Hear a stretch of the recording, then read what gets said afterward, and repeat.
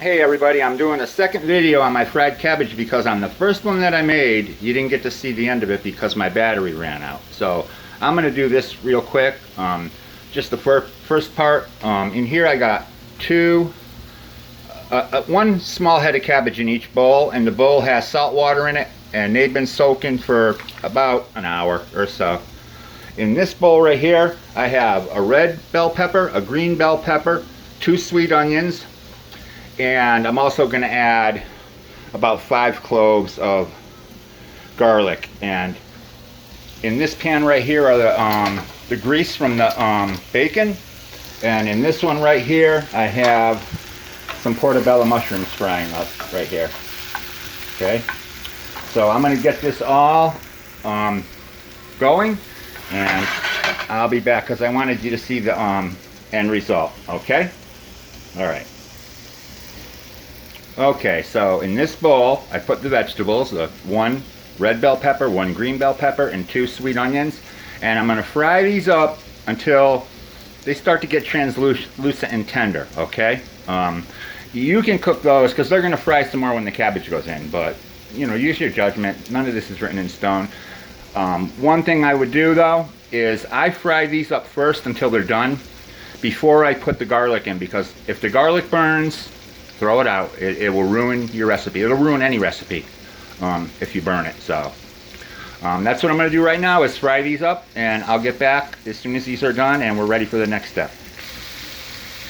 Okay, so we're back, and you can see vegetables are coming really good. I'm going to let them cook some more, then I'm going to put the garlic in. Alright, and the mushrooms are looking good. And like I say, it's your world, man. So if you like a lot of mushrooms, put more of them. You can tweak this pretty much however you want to. And here's the cabbage right here. 2 heads, 2 small heads. But I'm going to tell you right now, when you start putting this in the pan, you're going to freak, because it's going to seem like way too much cabbage. In the last video, I didn't get to finish it to the end because I ran out of batteries. But this time I'm going to do it the right way to show you guys how much it really wilts down to nothing. So don't worry if it seems like it's too much. Alright, as soon as these mushrooms get done and these vegetables get done, I'm going to come back and we'll add the cabbage. Okay, so right now the vegetables are to the point I'm going to go ahead and put the cabbage, or the garlic in. Okay, sprinkle that in. You just want to make sure that doesn't burn, because if it does... And I'm going to finish cooking these vegetables now with the garlic in there, and when they're done, I'll come back and we'll add the cabbage and the mushrooms, okay?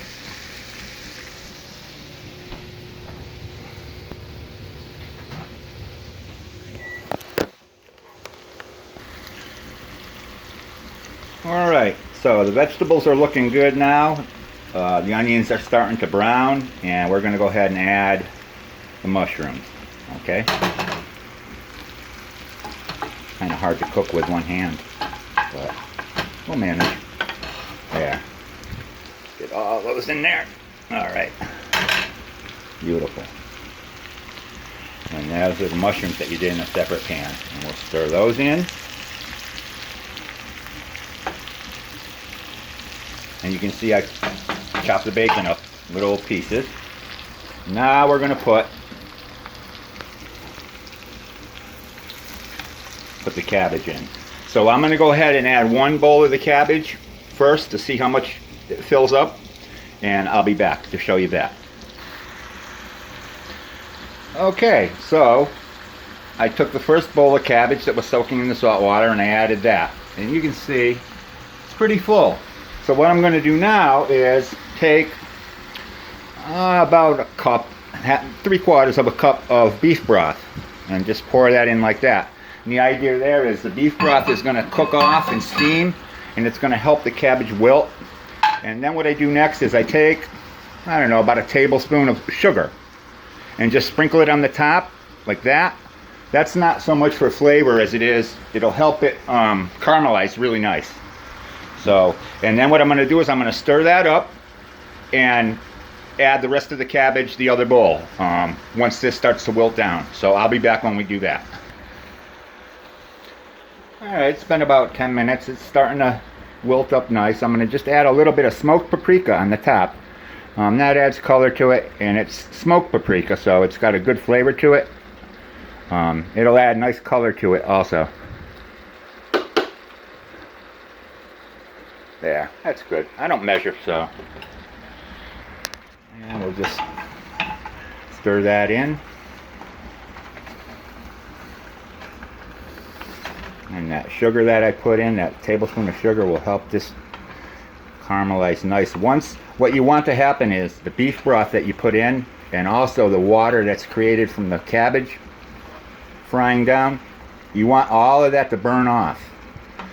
And that's where you're going to get what I couldn't show you last time in the last video. It ran out, so this time I'll be able to show you. But I'm going to go ahead and add the rest of the cabbage now and do the same thing. I'm going to put the cabbage in, about a tablespoon of sugar on the top of that, a little paprika, and I'll be back to show you what it looks like.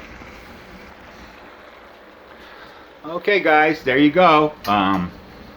All the cabbage is in there, both heads. You see how much it looks like a real lot, but by the time this is cooked, you'll see. And you can see the steam coming up from the beef broth and whatever water the cabbage is making from cooking. That's what's going to cause the rest of the cabbage to wilt down pretty good. So as it starts to wilt down, I'll come back and we'll bring you right to the end of this recipe so you can see what it looks like. Okay, now you guys can see it's really starting to wilt down nice. You can see all the steam coming off of it, and if I go here, you can see the water from the cabbage and the beef broth really boiling off at the bottom, and that's what you want. You want all that moisture at the bottom to boil off until you just have the caramelized sugar and what's left of the bacon grease at the bottom of the pan, and that's what's going to get the cabbage really, really good. So I'm telling you guys, this is banging, man. It is so good. And when some more of that moisture boils off, I'll go ahead and add the bacon. But I'll be back when we're ready to go. Alright, everybody, you can see it's really starting to wilt down nice now. And most of the moisture is gone off the bottom. There's still some more. I'm going to let that boil off, but now's when you want to keep an eye on it because you don't want it to burn. As long as there's moisture at the bottom of the pan, just let it do its thing and cook. And the cabbage, you know, stir it once in a while, but once that moisture's gone, you have to really stir it a lot. When the moisture's all gone, that's when we're going to add the bacon in and finish it up. Okay? And we'll be back to do that. Okay guys, you can see now it's really starting to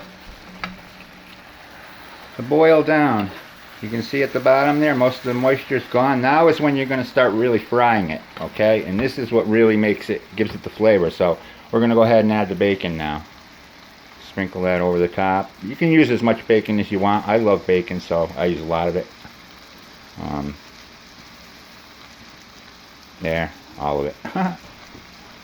Alright, cool. Alright, and now we'll just stir that in. And now is where you want to keep an eye on it, because you want like medium-high heat so that the cabbage fries up nice,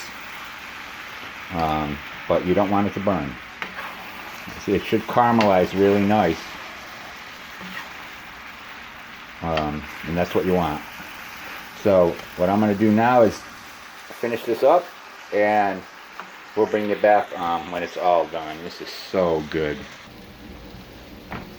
Alright everybody, so that's it. At this point here, you're going to see at the bottom of the pan, after the moisture burns off, you're going to see it's like a film, the caramelization building up at the bottom of the pan, and you just want to gently scrape that off and mix it in with the cabbage and just fry it up. At this point, you can see how those two heads of cabbage really, I mean, they went down to this here, but this is about it. This is what I wanted you guys to see that I missed in the last video because I ran out of battery. So I was able to take a still picture, but I wanted to show you guys how it actually looks as you're cooking it. So this is it. At this point here, just cook it until it's fried nice, and you get those nice renderings from the bottom of the pan starting to stick, and just scrape those off so they mix in with the cabbage, and you're good to go. Like I say, this is so good. You can see the texture of it. Mushrooms and peppers. It's really, really good. So, give it a try. Even if you don't like cabbage, when you cook cabbage, it completely changes its flavor as you cook it. So, give it a try.